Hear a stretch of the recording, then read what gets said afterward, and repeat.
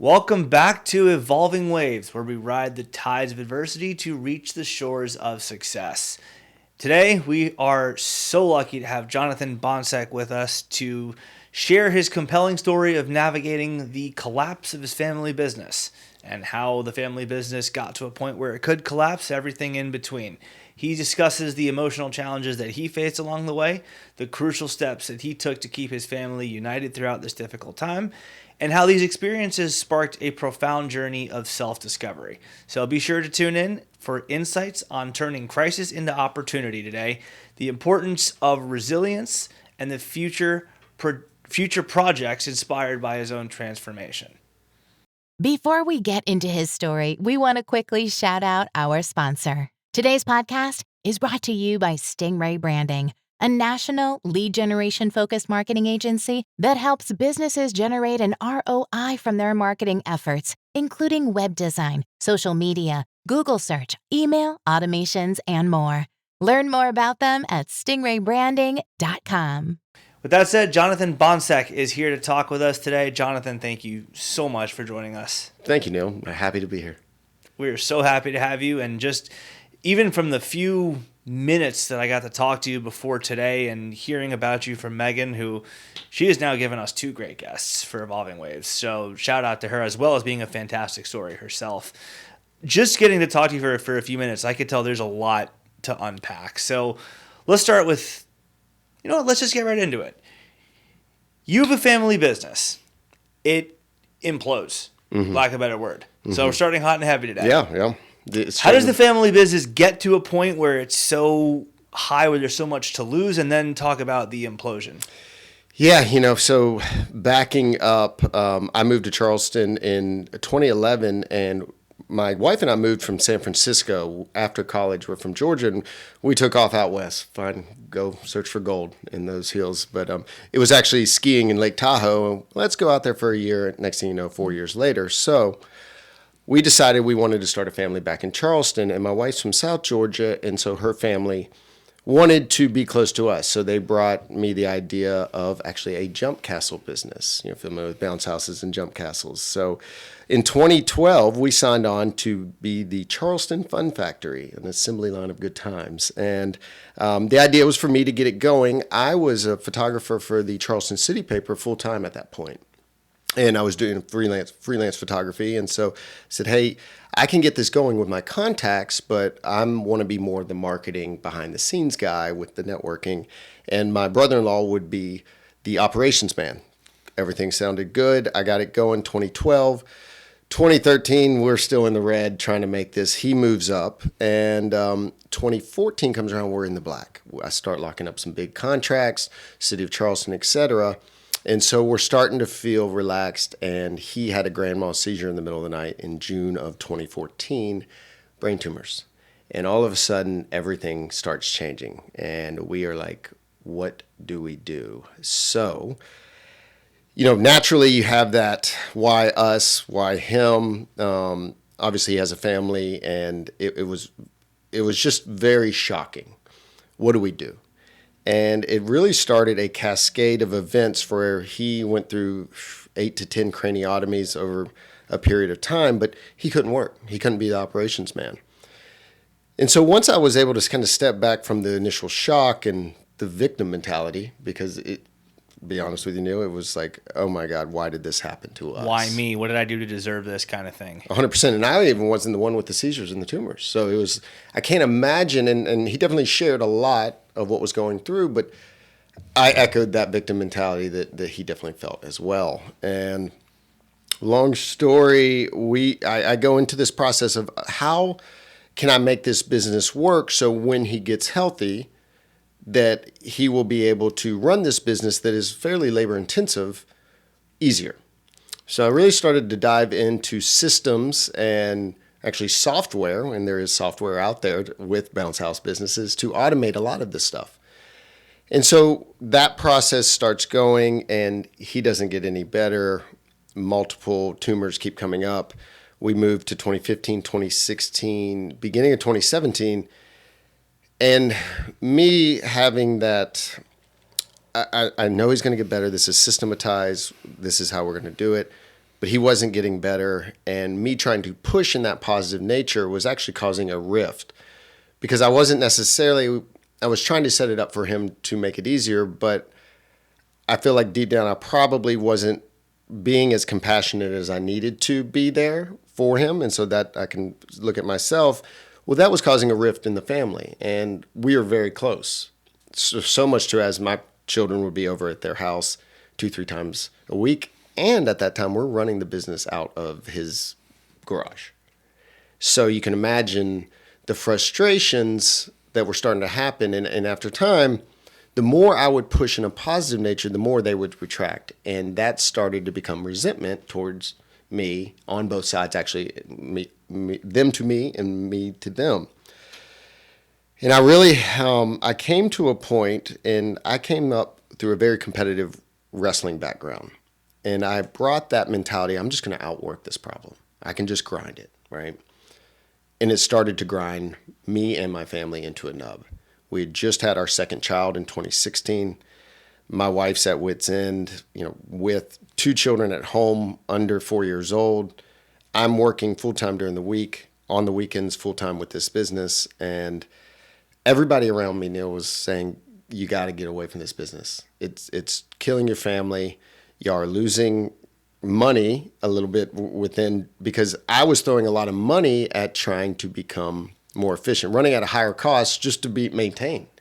And it wasn't working, and the rift was getting harder. And the thing that mattered most was the family, Neil, and that was the thing that was really starting to fall apart. And so I was listening to some podcasts, and I can't even remember the podcast, was like, if you're really struggling in life, try meditation. Okay, we've all heard that, right? So okay. Works in theory. In theory, it's great, right? Quiet your mind. I have 18 things going on at once with 3 jobs, 2 children, a wife, a mortgage, all this. And I said, okay, you know what? I'm going to give this 30 days. I found this app called Headspace, 10 minutes a day. So I'm going to try it. And so I tried it, and about after the 3rd or 4th day, I was like, I just feel a little different. And I continued on it, and I really had an epiphany through some other things that I was reading and listening to. And there was a Wayne Dyer book called Change Your Thoughts, Change Your Life. And one of the things that really impacted me in that was, if you change the way you look at things, the things you look at change. And I really started to think about that in this situation. How can I change the way I look at my partner, my business partner? Because I'm trying to create a better environment for this business, for him and the family, but it's actually going in the opposite direction. And I had a long talk with my wife, and I was like, I think we just have to love him, because everything that we're doing, while in good intention, in a positive nature, this is causing more struggle, more suffering, more heartache. And when I was able to shift that lens, I just have to be there and love him however he shows up, and be compassionate for that person who's going through hell. I mean, straight up. And that really started to change the way that I looked at the business. And through that, the relationship started to slowly mend. And it took a long, long time. But what I realized is that sometimes if we have an expectation of the way things have to happen, then we cut off ourselves from other opportunities that might be on the periphery. And that's what really opened up, is the other ways, the other perspectives on how to operate this business in a way that, number one, I can save this family, and number two, not go bankrupt. And thankfully, we found a gentleman in 2017 that was able to purchase my brother-in-law's portion. I purchased 1%, so I would have majority, 51%. And he was able to get out. Now, I made an offer to him as well to keep him in the business with encouragement to keep on getting better.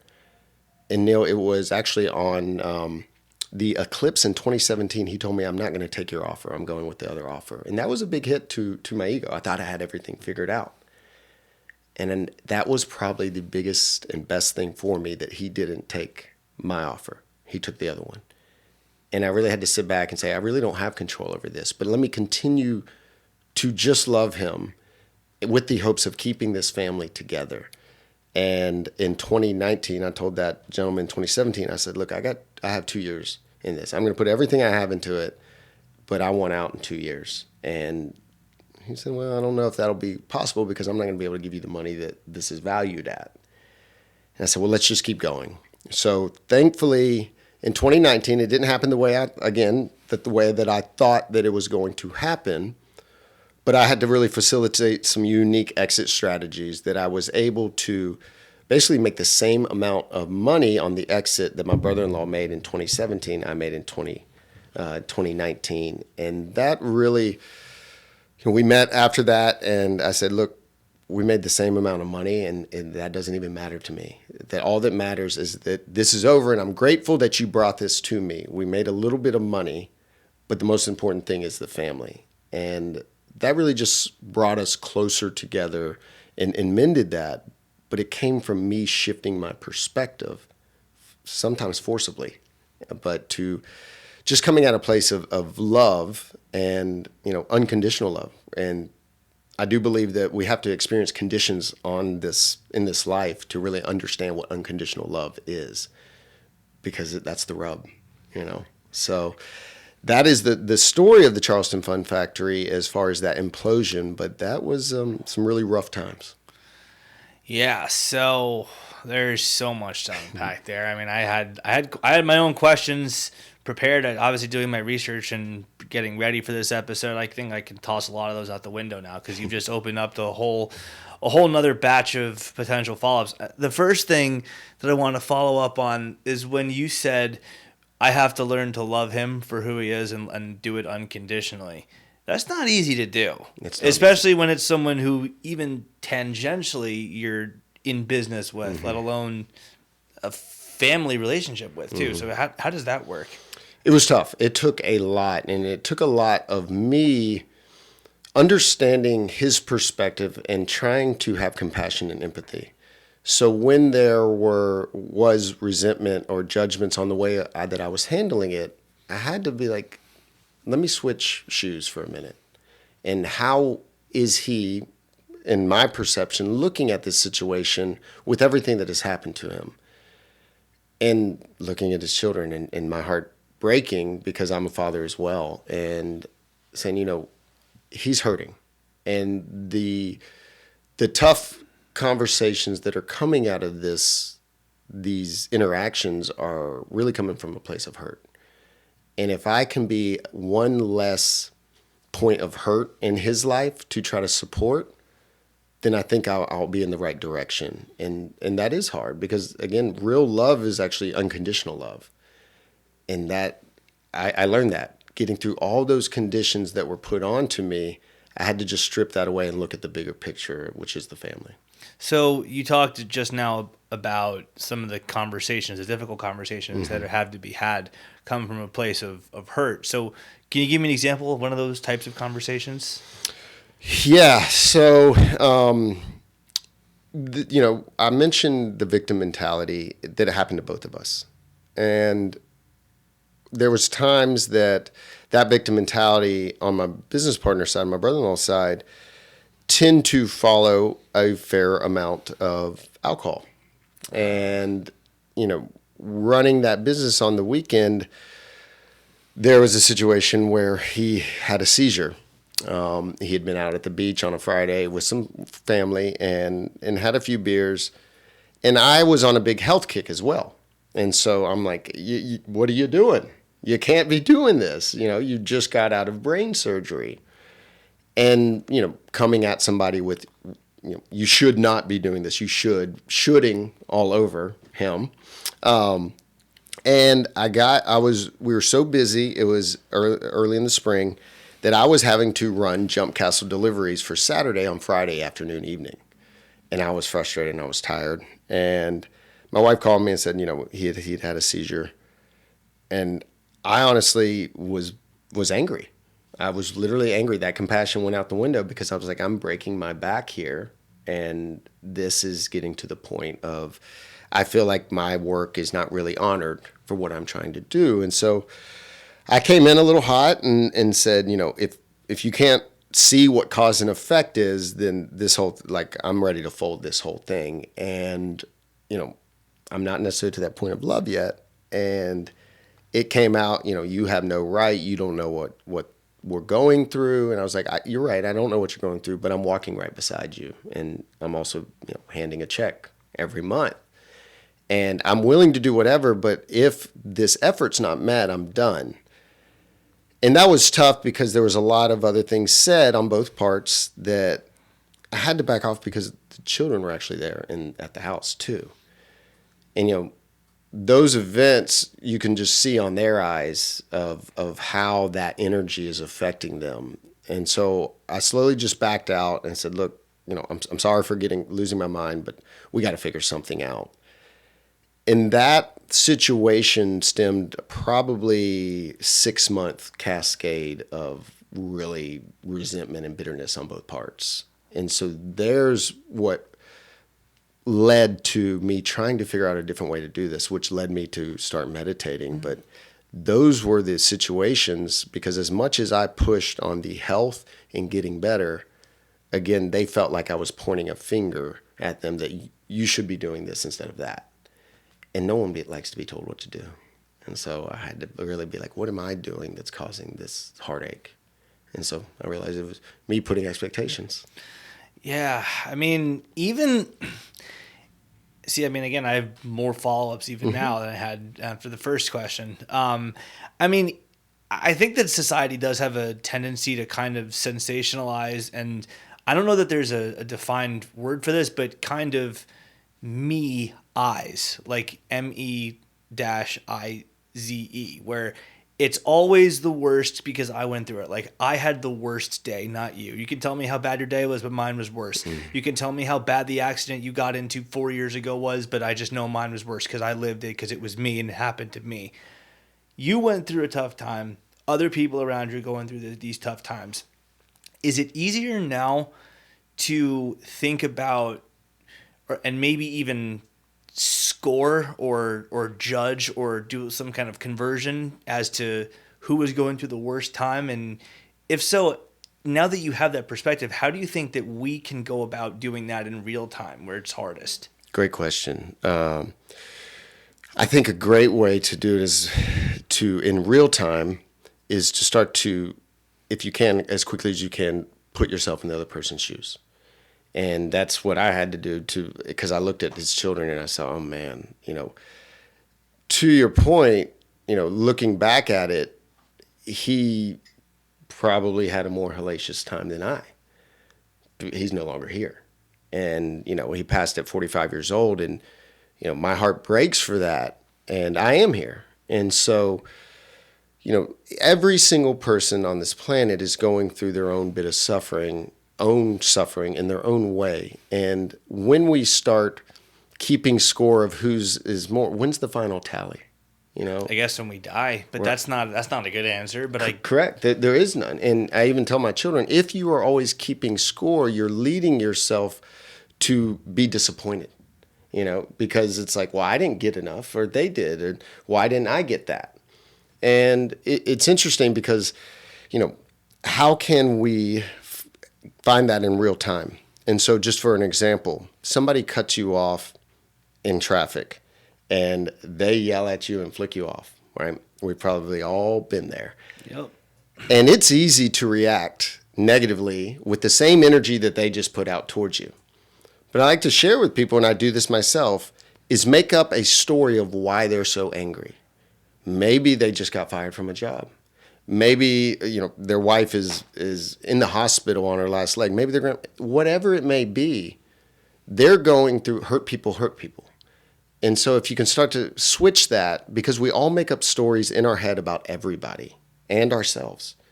And so why not utilize that story to come from one of compassion instead of one of anger? And, you can decide. It's tough because I guess it's possible that the person that just flipped you off and cursed at you out their window is just mad for the sole surface reason that you just got cut off. Mm-hmm. It could also be something exponentially deeper, and you're just not going to know. So, do you think that there's some inherent obligation on our end to just give people the benefit of the doubt? Well, good question. And I think if you can lead with compassion and lead with empathy and maybe even some imagination, because it's all obviously it's about them. They're upset. Now, I get to decide. My responsibility is on how I pick that up, how I react to it. Responsibility, how I respond to it. And so that's where our power lies, is actually in our responsibility. And a lot of people look at responsibility as a burden, but that's actually where our power lies. So if somebody flicks me off in traffic, I have a responsibility on how to react. How do I want to feel ultimately? And think about the energetics of, if I get all up in arms and flick them off and start yelling, there could be a bunch of stuff negative that happens afterwards. Who knows? But ultimately, my nervous system is going to be amped up. I'm going to be in a tizzy, and I'm going to be frustrated.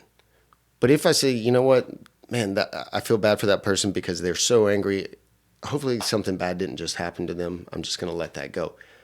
Just those two examples, Neil, I can feel a difference in my nervous system in my body right now. And so that's where that choice goes. Because oftentimes circling back to meditation, people ask me, well, what'd that do for you? You're just sitting there. And it's not shutting off your thoughts, because it's really just being able to not attach yourself to the thoughts that are constantly flowing through. Be the observer instead of the person that is grabbing onto it. And so for me, what the meditation did, it strengthened those little milliseconds before I impulsively react.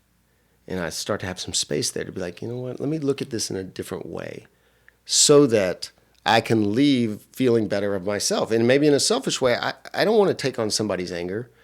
So even if somebody comes at me, I can be like, man, I'm sorry you feel that way. Or, dang, that person's angry. Hopefully they'll have a better day, and just, send them a little bit of love instead of attaching myself to that anger, because I'm going to stew on that for the rest of the day. Yeah, and I think that's a default reaction. I think that's kind of how we're programmed, certainly from a younger age. And I mean, I'll get back to the fact that there were kids present when you were having these discussions, and that's a whole different topic for a later point. But we're all immature when we're born. We don't have this maturity and experience that comes with our natural birth. And yet, if you're 18 years old and you just got your license, or if you're 20 years old, I think the human brain isn't fully formed until you're 25. So if you're 23 and you're in a car and someone flicks you off and you flip them off back and you try to tailgate them and then weapons get pulled out, that's your life. And you don't have the chance to rectify that. So what message would you have for younger people who are needing to learn this lesson, but also just is so much naturally harder for them to learn it and put it into practice in the moment? Great question, because our frontal lobe isn't fully matured until our late 20s. And I had a unique experience. I was an overweight child in elementary school and middle school, so I had a lot of verbal bullying that happened.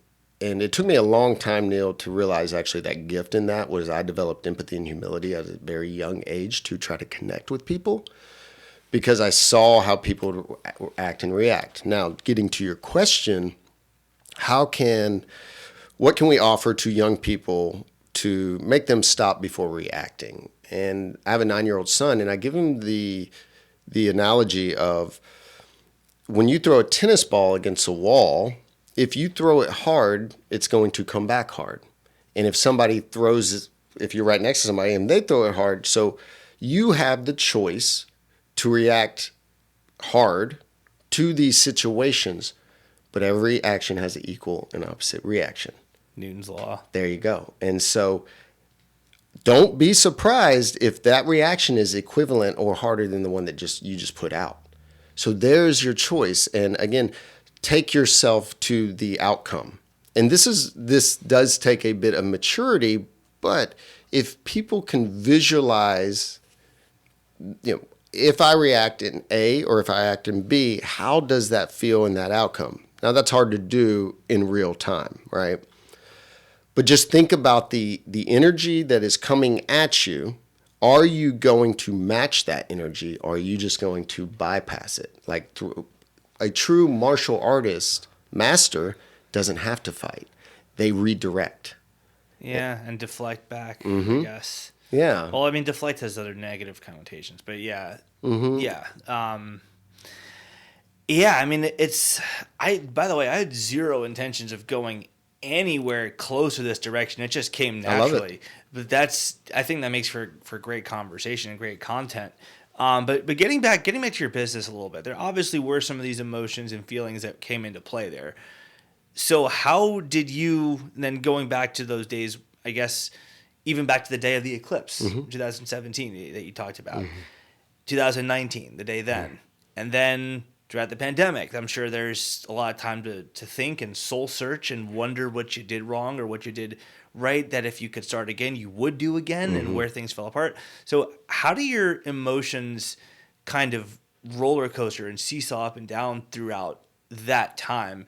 And which emotional responses do you think you're most proud of, that you handled the best, and which ones would you rather go back and do again? So yeah, the great question on the emotion, because there was nonstop emotions, Neil. And so what I'm most proud of is that I was able to exit the business and keep the family together, no doubt. And I'm still proud of that to this day as far as my greatest accomplishment. And I come from that as humbly. And I wouldn't be on this path without my brother-in-law. So I'm having that gratitude for him. Yes, it was awful what happened to him, but I'm so grateful because I wouldn't be in this chair talking to you about this journey if that didn't happen. And so, man, the emotions that would constantly go, because I would spend so much time alone delivering these jump castles by myself, and everybody around me, from my wife to my parents to my closest friends, 100% of the people around me in my support group said, get away from this. And somewhere deep down in me, I had a belief that I could exit this thing with some money and keep this family together. And so I used that metaphor for the light at the end of the tunnel, and it was just a tiny speck, Neil. And I just kept on going and pushing through that frustration of like, I don't want to be doing this. Why did this happen? To this is what did happen, and what are you going to do with it now? And that really, so I pulled a lot of that old wrestling mentality about the grinding, but it was like, look, the success that is going to happen is 100% up to me at this point. And so that lighted at the end of the tunnel. I really encourage everybody to have a vision for their life. And they might not be able to see that light at the end of the tunnel, but where the light comes from, Neil, is actually from you, from me. The illumination starts happening with the level of belief, and you start to feel a little bit of momentum. And that can be hard, even to celebrate the small wins. Hey, we're doing really well. There's some promise there. We found somebody else. I purchased 1%. So those emotions, I mean, it was hard because naturally, even getting back to the driver cutting you off, our first emotions are going to be typically our negative ones, right? Fear, anger, hate, resentment. And these are what come out first. And to your point earlier, you said, I think that we're instinctively, these are in us. They are, because our mammalian brain is there to keep us alive, number one. And it is there to identify threats. And so any threat in our world, we're going to then identify it. And so our natural response is to neutralize it, hate it, do whatever, which is a negative aspect. But that mammalian brain was there for us to observe threats, as in the saber-tooth tiger or the real threats. Now these threats are all live in our head for the most part. Yeah. There are physical threats out there. So, and I guess a driver cutting you off technically it could kill you. It could kill you. So understandable. Mm-hmm. Right? And I would also, and you're more likely that driver cutting off kill you if you respond in the same energy that they responded to.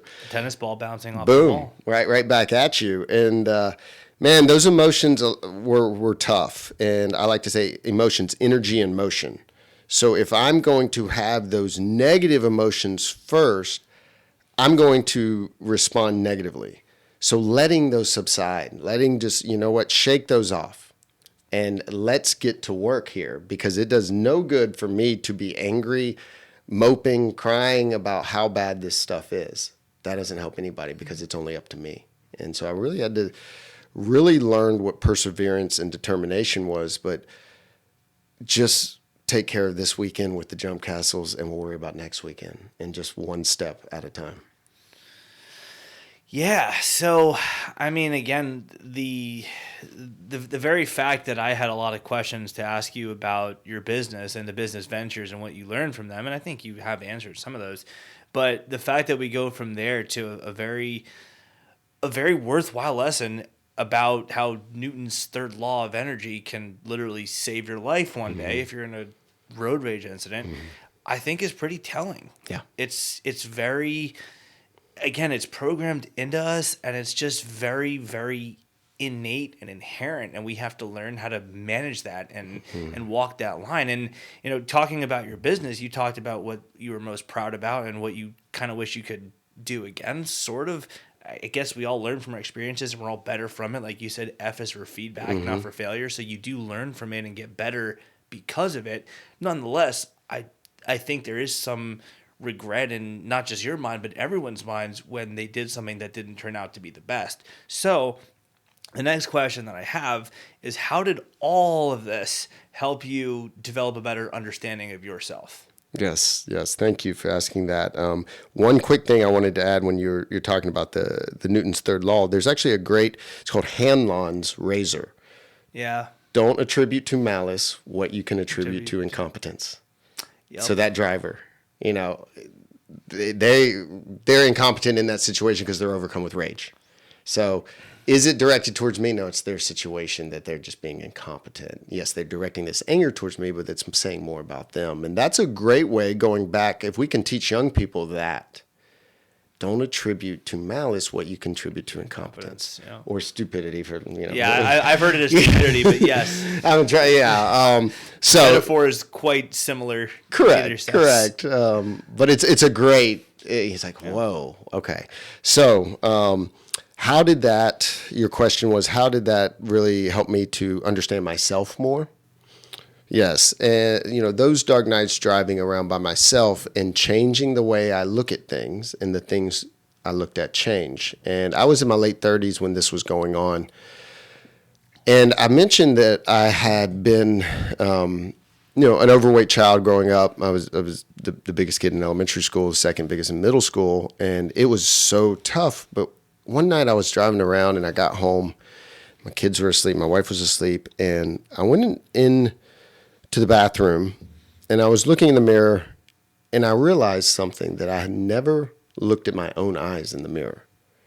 And it was interesting because I was like, I've always looked at parts of my body that I disliked. And I got really close to the mirror, so close that I could see my own reflection in my own eyes. And this was uncomfortable. I'd never done this before. And I just said, I'd learned this from a podcast called Oponopono, which is a Hawaiian modality of healing. And I just said, I love you, I forgive you, and I'm sorry. And I got chills now because, just started weeping and I couldn't stop. And I realized while I had this driven personality to persevere, I was still very hard on myself, in a critical stance, not a supportive, constructive stance. And that was such a big turning point in my life, because I realized that I am incorporating some of these by saying, hey, I am the light at the end of the tunnel. But sometimes that negative speech, even when it comes to like body image in the mirror, was this, I'm still not good enough.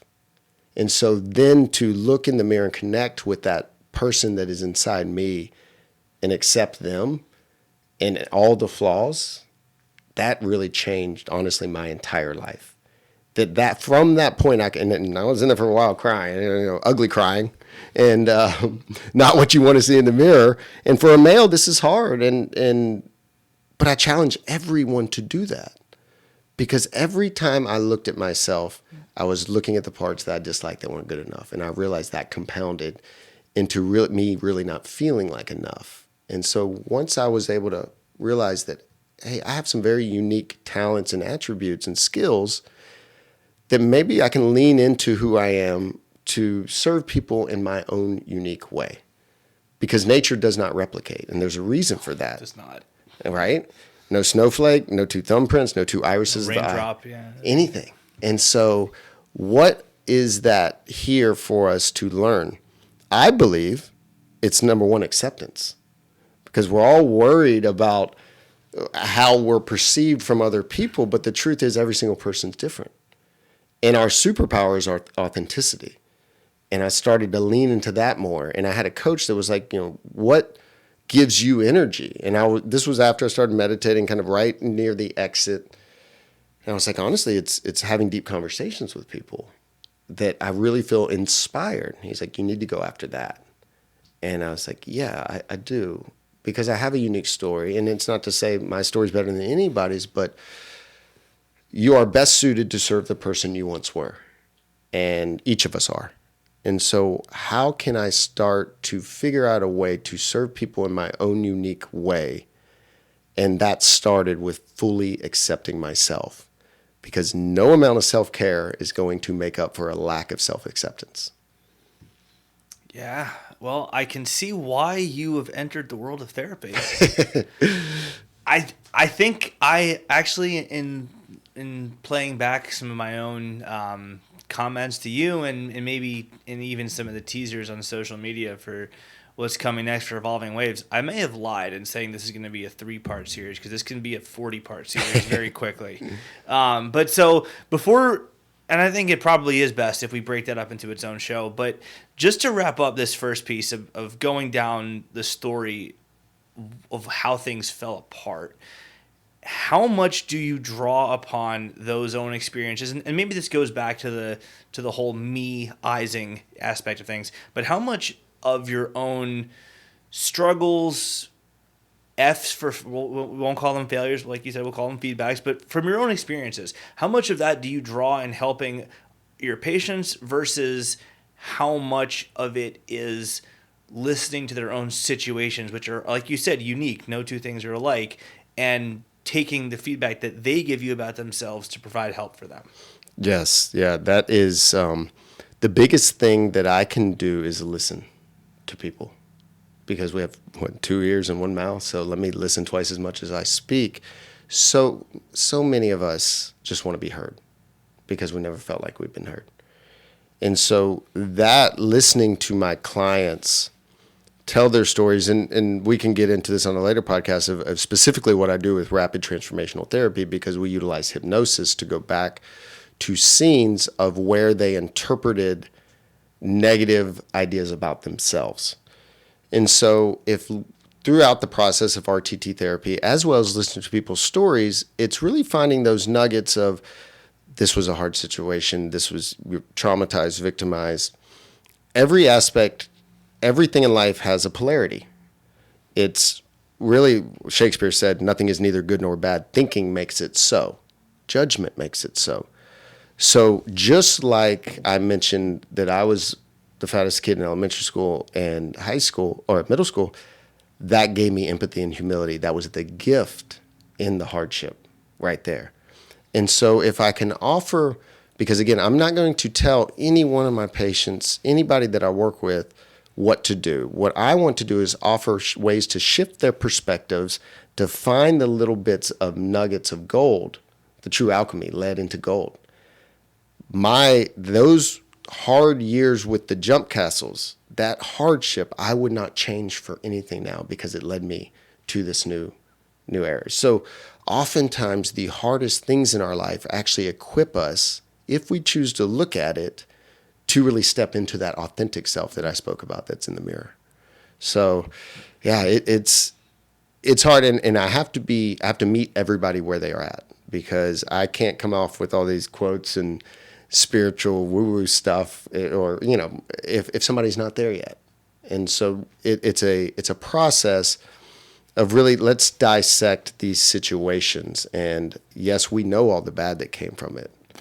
How did you change differently? What attributes that actually are different in you now that you do appreciate, that might have came from that situation that was really hard? Yeah, and I mean, I feel like I've kind of stolen money from you because I'm getting a therapy session without even paying for it. Hey, I just want to provide value. But yeah, I mean, I can even see some of the of the points that you've made just come back around in full swing with other things you've said. Like, for example, nothing is good or bad, and yet it's how we think about things that makes it so, from Shakespeare. Well, you talked about being bullied as an elementary school, or as an elementary school kid. That happens to kids, and they become school shers. It happens. I mean, you read some of these manifestos from some of these people who wind up being messed up in the head. Well, that's, like we were talking about earlier, not programmed into you. And now that I think about that, I'll probably have to go bleep that out for YouTube because that's a sensitive subject. But people can take these exact same experiences that you had and use them as fuel to do something terrible. You didn't. You used it for good. How? That's my question, because it's so easy to take it and go the other route and just say, screw the world, and I'm going to just return this energy back to sender, like you're talking about with Newton's third law of motion, throwing the ball at the wall, and it comes back just as hard. You could reverse that and say, well, this energy came at me this hard. Why should I not return it to the other side? How do you use it as a source for good? Yeah, great question. A battery, Neil, has both a negative and positive terminal, but there is energy in that. So when you're in that negative energetic space, because there's a lot of energy in rage, outrage, right? That is rage coming out. There's a lot of energy in hate and resentment, to your point about those situations with the students. And if we can start to teach children, that hurt people. And when there is a bully, it's like a metaphor for a seesaw. And so if we have a seesaw here, that bully feels down here, and they see you up here. And so what they must do is then diminish you so that seesaw comes up and they're on a higher level. And so starting to teach kids, and even like I have a 9-year-old and a 12-year-old, that when there is a bully situation, that those are hurt people that feel some sort of emotional needs not being met. And so they need to then hurt somebody else to feel better about themselves. But the biggest thing we can do is be the biggest coach, supporter of our own self in our head. That when there is that bullying or negative energy towards me that's verbalized, that I'm going to be in my head and be like, John, there's 8.5 billion people on this planet. There's going to be 8.5 billion reputations of me because that's their perspectives of me. But all that matters is my perspective of myself, that I love myself and I'm going to support myself. Now, this isn't being naive and being like, oh, I love myself, I can do whatever. When I am struggling or facing challenges, I'm going to speak to myself as I would be speaking to my 5-year-old self. Hey, buddy, you got this. Keep going. Encouragement, support, love. Instead, as adults, we'll be like, oh, you're such an idiot. Why'd you do that? You're never going to get things right. So that is, again, starting to reiterate that negative feeling within the body, like I'm not good enough. So it's tough with children because they're not developed, and children can be very mean, right? And that's what they see. But children need 4 basic needs. They need to be seen and heard. They need somebody to be proud of them. They need to feel significant to somebody, and they need to feel loved. If they don't get those, they will fall into 4 different roles: the perfectionist, the high achiever, the perfectionist, the sick one, the caregiver, or the rebellious black sheep, because they're getting attention even though it's negative. And so the best thing we can do for our children is to make sure that they feel loved. And that is hard in this world because everybody's different. Parents are still learning how to be adults. But we got to find one person in that child's life. When I talk with children, I don't work directly with children, but I talk to a lot of children. Find that one person that is their biggest supporter. Is there a grandmother that's always there supporting them? Is there a coach? Is there a teacher that sees something good in them? And then give them a reference point. Because we can tell children all day long the stove is hot, but until they touch that, they don't know what hot is, right? So it's all about creating references in children and people's minds about, hey, you know what? Like, I know what that's like, so let me actually choose a different way. And we find out who we are by who we're not. And so that's where true transformation is not about addition, it's about subtraction. Let me let go of these things. Let me not carry that anger, that bullying, that resentment, and pass it along towards, other people. Now, I don't want to be naive again. There's darkness as there's light. And unfortunately, that's the world we live in, the polarities of things.